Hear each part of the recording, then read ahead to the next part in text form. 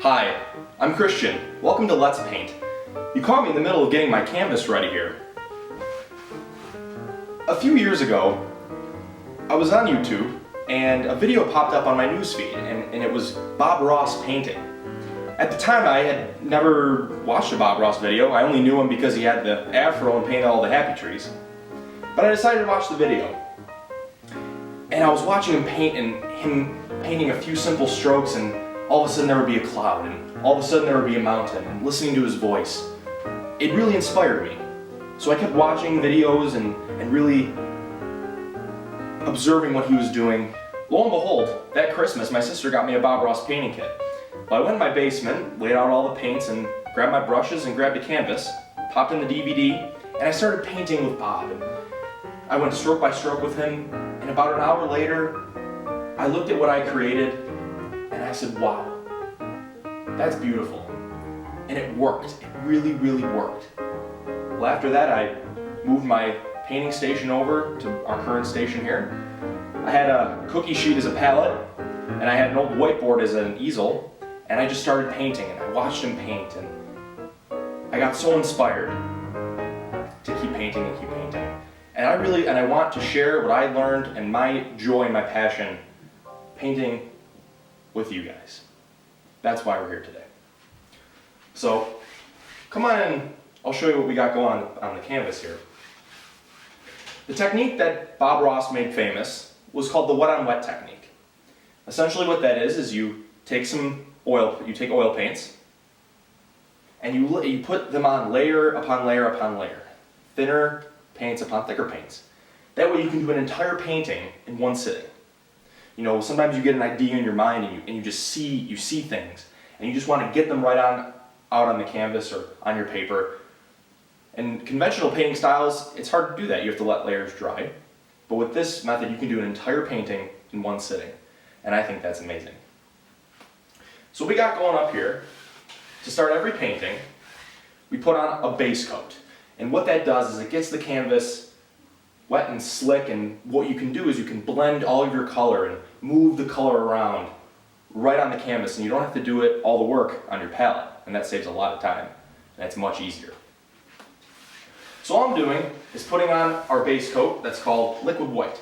There's lots of different kinds of base coats you can use, but today we're using the liquid white. So all I got here is a little bit of liquid white right on the end of your 2-inch brush, and all we're doing is just putting on a nice, thin, even coat of the liquid white. Long horizontal strokes, and then blend it out with vertical strokes. All we're looking for is a nice, thin, even coat.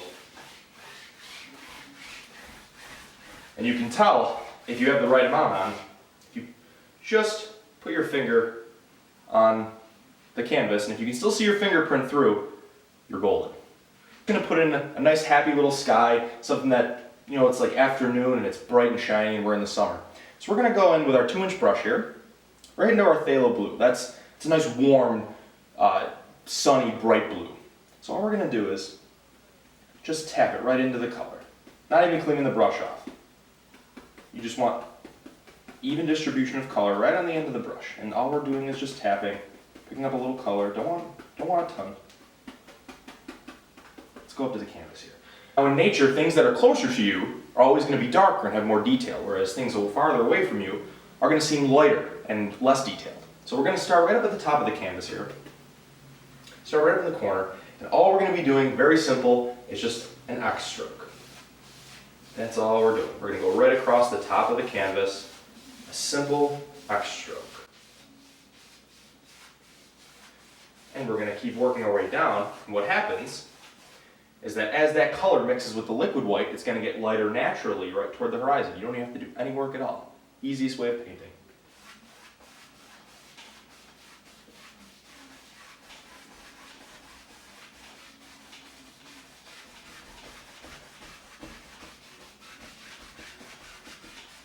A darker color at the top and lighter toward the bottom.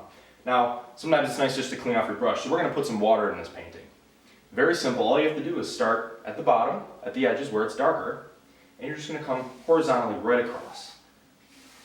You want to keep those lines as straight as you can, because if that water's crooked, it's going to run right off your canvas. We're going to work our way up, and it'll pick up the liquid white and get lighter as we get to the horizon. And I want to leave a little sheen of light right here. That's where the light's really zinging right through on the water.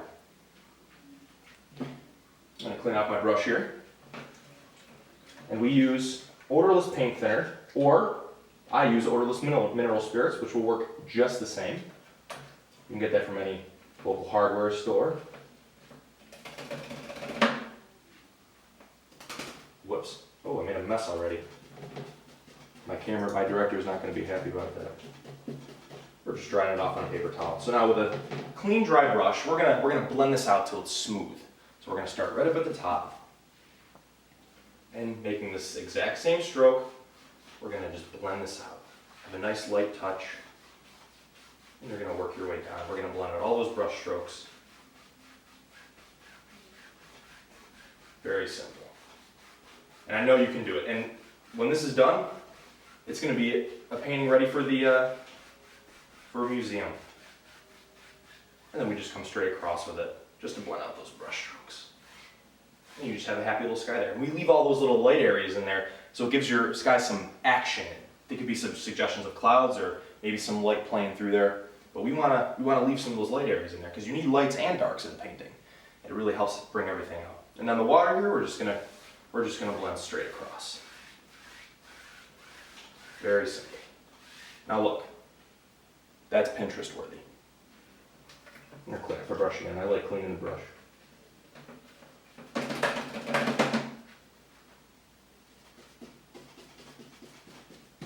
All right, now in my world, there's a little cloud. Well, there's a couple little clouds, they're friends. Clouds always have friends. So we're gonna put a couple clouds in there. Just taking the fan brush, I'm gonna go right through some titanium white. Just pure titanium white. Be right back, grab a little bit of the bright red. Not enough, we don't wanna set these clouds on fire. Just give them a little glow. The sun's glowing right through them. Now up here, let's make a happy little fluffy cloud today. Make lots of different kinds of clouds, but we're gonna make a little fluffy one. All I'm doing is making little circles with just the corner of the brush. You can do this. I know you can do this. I'm going to bring that right down here. Maybe we'll go grab a little more of that, put a second cloud in there. Back into our color. Maybe there's one, he lives over here.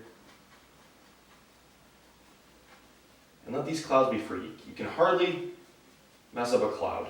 Clouds are they look like whatever they want to.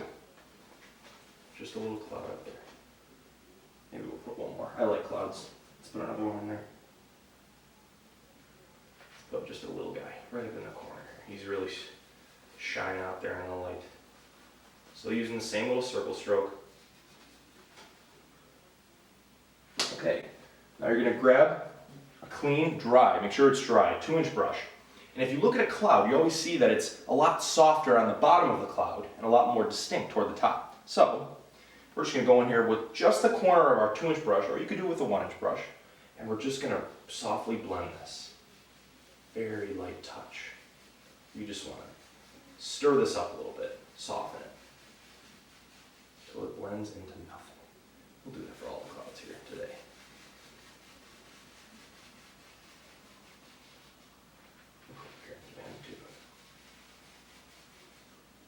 And this is where the magic happens. So everybody tells me this is the best part of watching someone make a cloud. Now up here in the sky you have crosswinds and all kinds of stuff, and there's going to be some wind flowing through those clouds. So we're gonna put some air into them. So all we're going to do is just very lightly, 2 hairs and some air, just whip some wind right up into those clouds, and then blend right across. And just like that, you've put a happy little cloud right in your world, and he's just floating up there, and oh, he's living large up there. Blend right across. Very soft, like a whisper. It's probably pretty quiet up here. They just live up there, they're quiet. It's very peaceful up there in the sky. It can be pretty loud down here on Earth, but up there, it's very quiet. Okay, let's get crazy. We're going to take a little bit of that phthalo blue,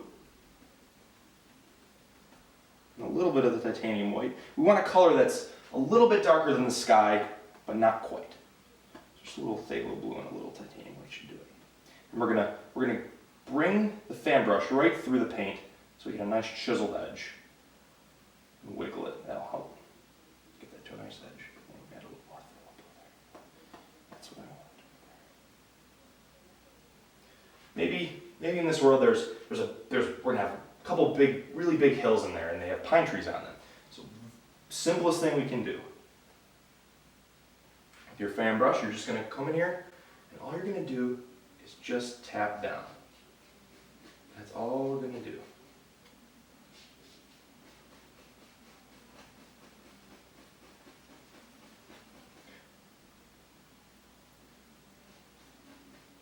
And looks like there's millions and millions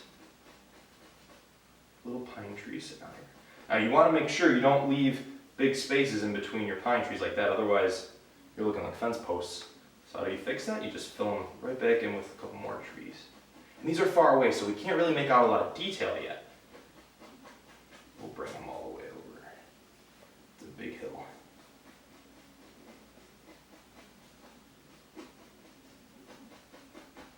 Okay. Now, chances are there's going to be some mist down at the bottom of these trees. There's a lot of water. There's right by the lake. So all we're going to do is take the 2-inch brush again, and just using the top corner, you're just going to tap down, right on the base of that hill. And that's just going to help blend that out.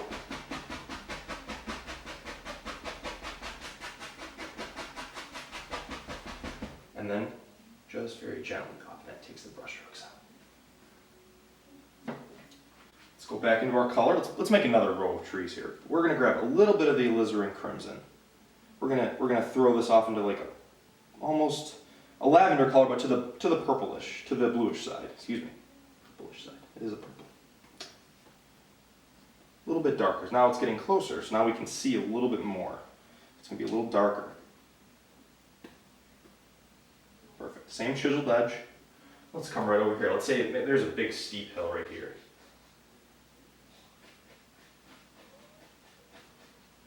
You need to go back and get some color. Go for it. Still doing basic little down strokes here. And we're going to cut that hill right off at the bottom. And that little misty area we did in the first hill, we're going to come right down into that. And that's going to act as our separator. That's going to separate that plane from that plane. And then it's going to give us a much better illusion of depth. And it's like you can walk right into the painting. And that's what we're going for today.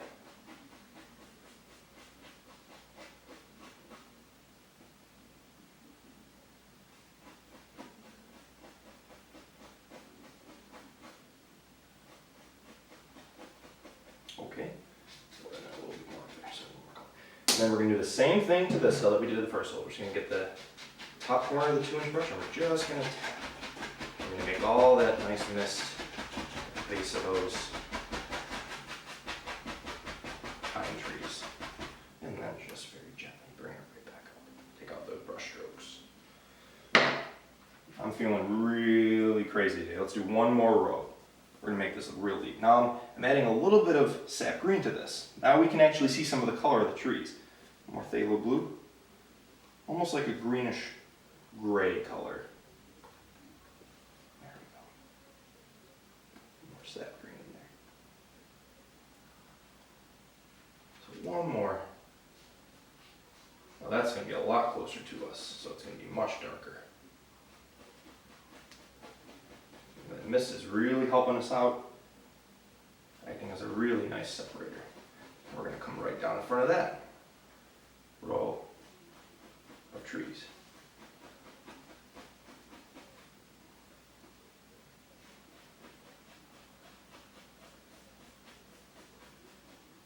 Fill it in. Back to our large brush, and then tap it out.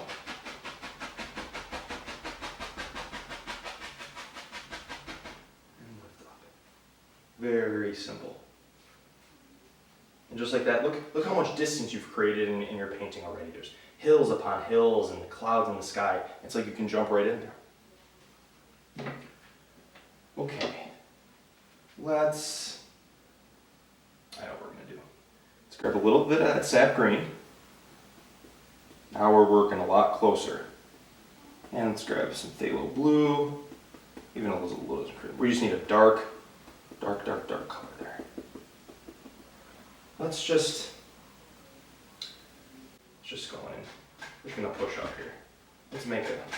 Now this is a lot closer. This is almost like an island sticking out right into this little lake here. All I'm doing is just throwing in some color. We're not really worried about any shape or form at this point.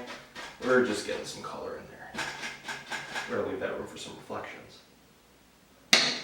Now one of the easiest things you can do with this technique, I'm going to clean up my frame brush here as I'm explaining this to you, is make realistic, beautiful, beautiful evergreen trees. And this is so easy, I know you can do this.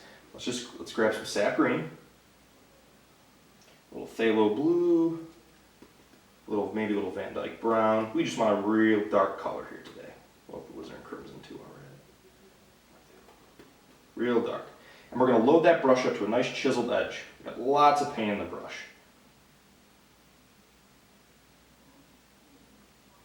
Got a little clump of pine trees. They live right there. You can't see it, but they live right there. And they live right in your fan brush, and we're going to scare them out right now. So all you do is just start with just a little tap. That's all you got to do is make a line. Make it a little darker. All we're going to do today, let's push up. Let's push up. So what we're going to do with our chiseled fan brush edge, come in here, and just using the corner of the brush, just push up. And as you work your way down, get a little bit farther apart. And all I'm doing is going back and forth. Sometimes they're called Z trees because you're making a Z shape. As you get toward the bottom, you push it a little bit harder there, and all of a sudden you've just scared out a happy little pine tree living right out there. Let's make another one. He needs a friend. Every tree needs a friend. Every person needs a friend. Let's put another one. He got stepped on. Hiker came through here and he's just a little sapling. He stepped on him. But he's still growing. Sometimes things aren't going to go exactly the way you planned them, but you keep growing anyways. And he lives right there. You know what? It's a family. We're going to make a family of pine trees today.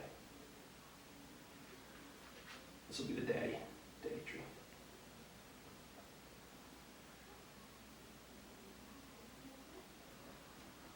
And you can go on and make, you can fill up your whole canvas with these pine trees here.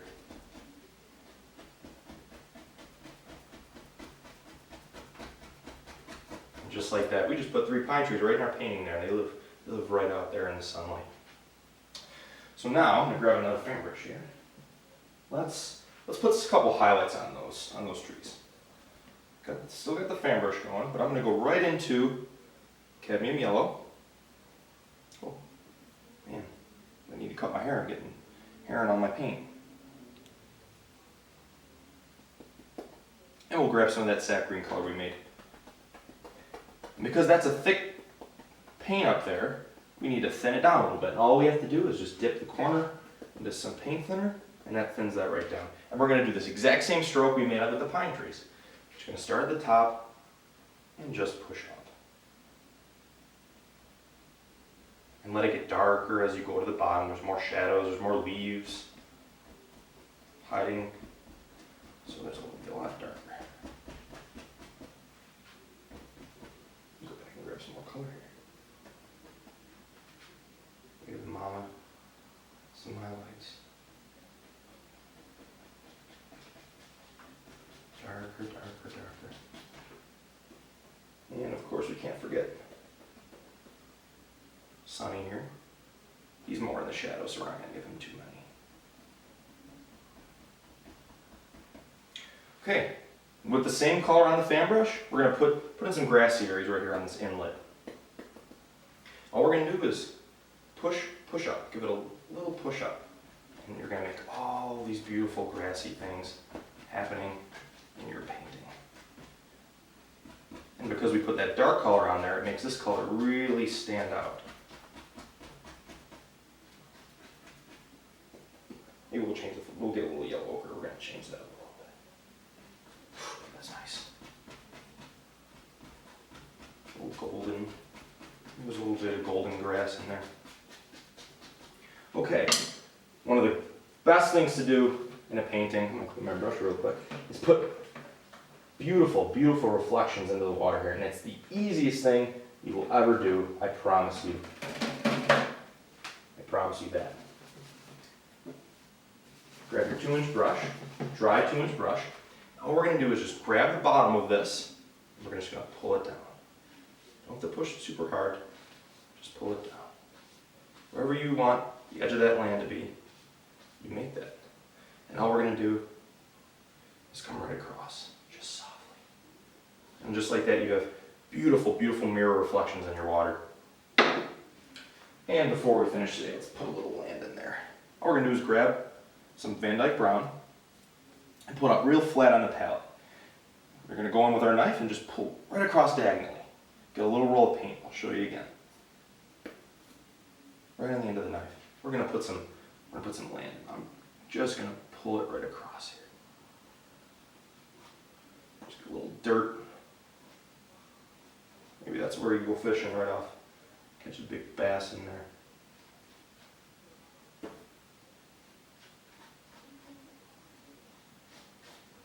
And then we're just take a little bit of the Van Dyke brown, a little titanium white. We're going to blend these together, but we don't want to over blend them. We want it to be a little bit marbled. That way we get lots of different colors on in the dirt. Same. Across, got our little roll of paint. And just ever so gently, just bring that little roll of paint right across the dirt there. And the paint will pull off what it wants. You don't even have to work at it. Whatever it wants, it'll take. Just like the old tax man. Whatever he wants, he's going to take. Go back to our grass color. Clean up the ends of that.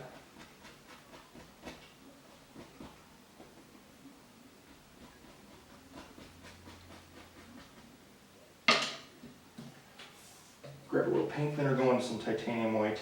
Make it real thin like ink. Same thing. I'm going to cut across that way this time. And we're just cut right, just like you're cutting a hole in the canvas. Come right across. We're going to put in a little water line. You're seeing some reflections. Got a little water line. Maybe there's a stone under there. We don't know. We don't know what's going on. Nature just does what it wants, I guess.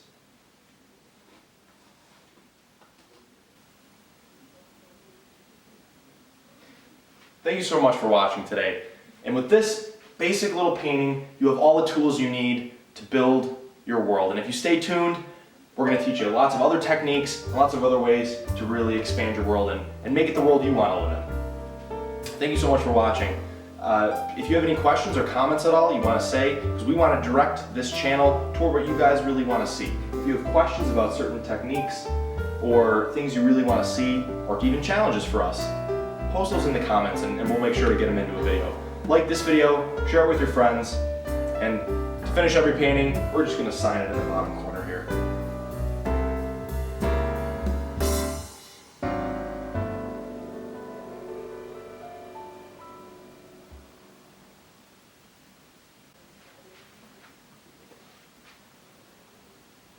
Goodbye.